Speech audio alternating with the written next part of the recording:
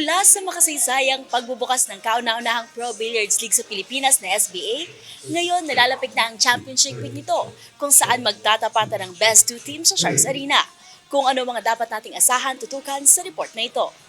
Nalalapit na ang grand finale ng SBA kung saan magtatapatan ang dalawang natitirang best billiards team ng Season 1, ang Taguig Stallions at ang Manila MSW Mavericks.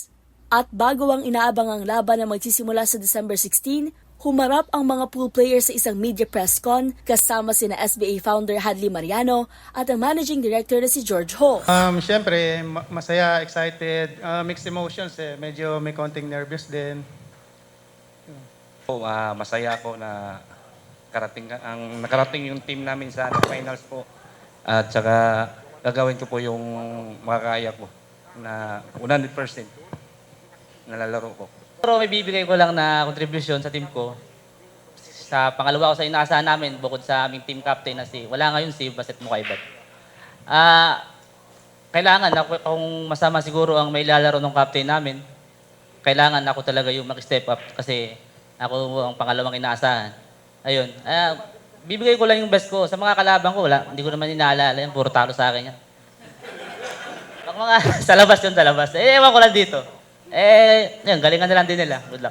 Team Pride ang pinaglalabanan ng dalawang kupunan dahil ito ang makasaysayang unang championship title ng SBA kung saan ang trophy ay isinunod sa pangalan ni yumaong SBA Commissioner Chino Trinidad. At para sa tanong kung ano nga bang dapat asahan ng fans sa paparating na Finals Week, ang sagot ni Hadley Mariano.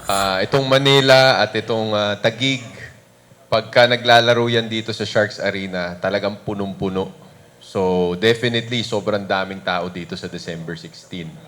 At intense sharking at intense cheering at crowd at audience engagement ang ine-expect ko sa finals. Siyempre, championship team tong dalawang to. At malalaman talaga natin sino ba talaga ang champion nitong season 1 natin.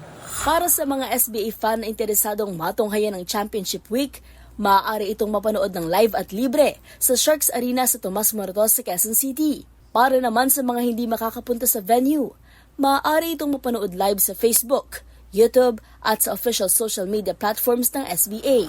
Para sa MBC TV Network News, ito si Mili Borja, una sa Pilipinas, una sa Pilipino.